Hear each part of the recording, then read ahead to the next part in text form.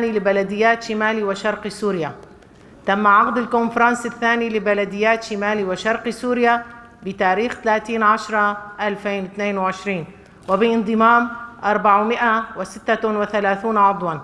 تم عقد هذا الكونفرنس في شروط الحرب والثورة بما تحمله من صعوبات وحصار جائر من جميع الجهات، بما في ذلك هجمات وتهديدات الدولة التركية المحتلة. النظام العالمي يعايش الآن أزمة كبيرة، ألا وهو النظام الذي بني على أساس الرأسمالية والدولة القومية وسلطة الحاكم الواحد. فمن أجل تحقيق مصالحها فإنها تسعى إلى إشعال الحروب في كافة المناطق: حرب روسيا، أوكرانيا وأرمينيا، أذربيجان، والتوتر الحاصل في مناطق آسيا بشكل عام، الصين، تايوان، وفي أوروبا بين صربيا وكوسوفو. تعطي صورة واضحة للأزمة ومساعي الدولة الرأسمالية، وكنتائج عن الحروب التي تمت من أجل السلطة ملايين الأشخاص فقدوا حياتهم، وعلى المستوى العالمي حدثت أزمات كثيرة مثل أزمات القمح والخبز والغذاء والماء والوقود والطاقة وغيرها. وما زالت تعايش إلى الآن. فالحروب والثورات التي تحدث في الشرق الأوسط ما هي إلا جزء من الأزمة التي يمر بها النظام العالمي الذي يستند إلى التعصب الديني والقومي والجنسوي، والتي أسرت شعوب الشرق الأوسط. ولكن بالمقابل الثورة التي بدأت في سوريا والشرق الأوسط ما زالت مستمرة، ومؤخرا في إيران أمام النظام الفاشي. وبقيادة المرأة بدأت ثورة شعبية ومجتمعية، وكنتيجة يظهر أن القرن 21 هو قرن حرية المرأة، حرية الشعوب والمرأة.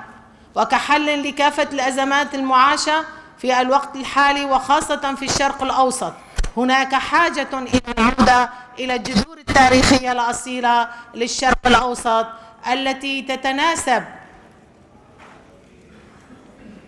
مع تاريخها الحافل بالإنجازات العلمية والإنسانية، وتعمل على أساس نظام الأمة الديمقراطية والمساواة والعدالة والحرية المستندة إلى اللامركزية وكونفدرالية الشرق الأوسط الديمقراطية.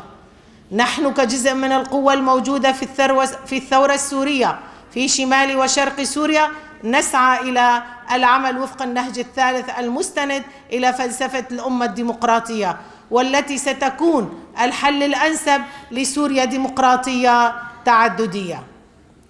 في هذا الكونفرنس وبالرغم من الصعوبات التي نمر بها في ظروف الحرب، فإن الديمقراطية وإنشاء نظام الإدارة الذاتية وفق فكر وفلسفة الأمة الديمقراطية يكون أمرا ضروريا لا بد منه.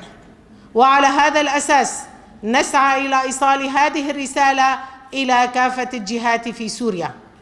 البلديات كجزء من نظام الإدارة الذاتية، وخلال مرحلة ليست بقصيرة تعمل على تنظيم نفسها، وأيضا على أساس الإمكانيات المتاحة تسعى إلى تقديم الخدمات للشعب.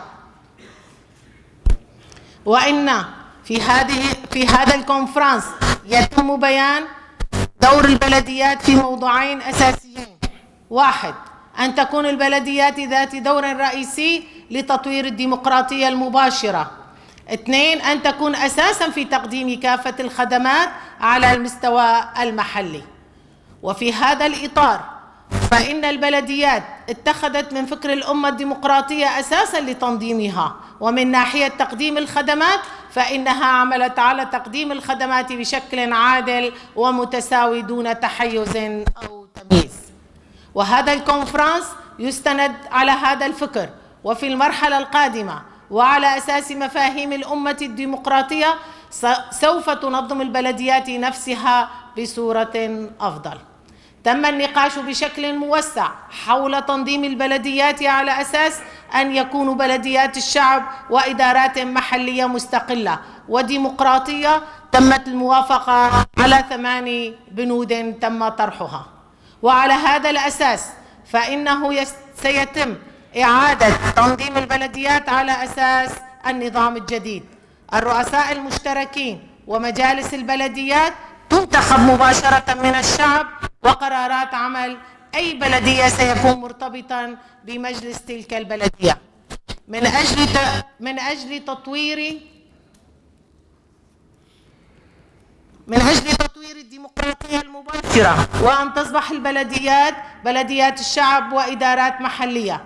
فإن مجلس البلدية ستضع البرامج الاستراتيجية ومشاريع المدينة والقرارات الأساسية بالمشاركة مع الكومين ومؤسسات المجتمع المدني، وكذلك تنفيذها معهم. الهرمية والبيروقراطية في النظام سوف تقل إلى حد كبير، ومن أجل العمل وخدمة الشعب بصورة أفضل، فإن البلديات ستقوم باتخاذ القرارات وتنفيذها مباشرة. البلديات ستكون مستقلة، ولكنها ستكون داعمة ومساندة لبعضها، وتعمل على حل المشاكل معا، وأيضا تعمل على تطوير العمل الذي سيكون على أساس المقاطعات والأقاليم التي يربطهم نظام موحد على أساس تقديم التعاون والمساندة، ويطلق عليه اسم اتحاد البلديات. كافة إجراءات البلديات واتحاد البلديات الإدارية والمالية ستكون متابعة من قبل الشعب والإدارة العامة والجهات المختصة.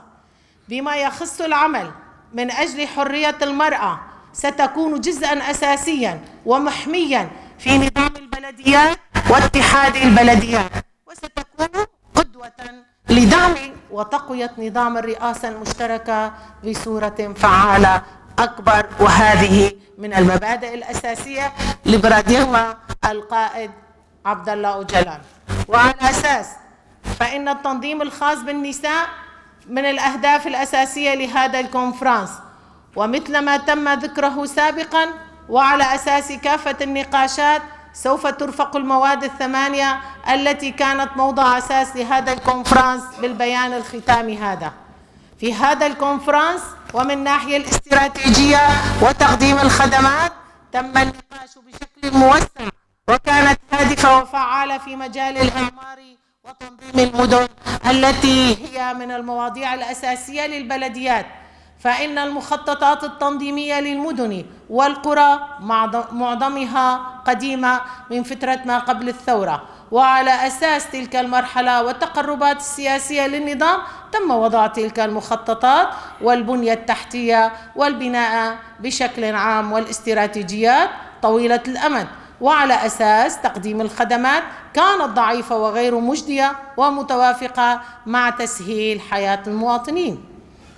المدن والقرى في شمال وشرق سوريا تم إهمالها بشكل كبير في مرحلة النظام، ومن أجل إعمار المدن وإيجاد حلول للوضع الراهن وطرح بدائل تكون متوافقة مع فكرنا الإيكولوجي وكقرار لهذا الكونفرنس سيتم في الشهر 12 من عام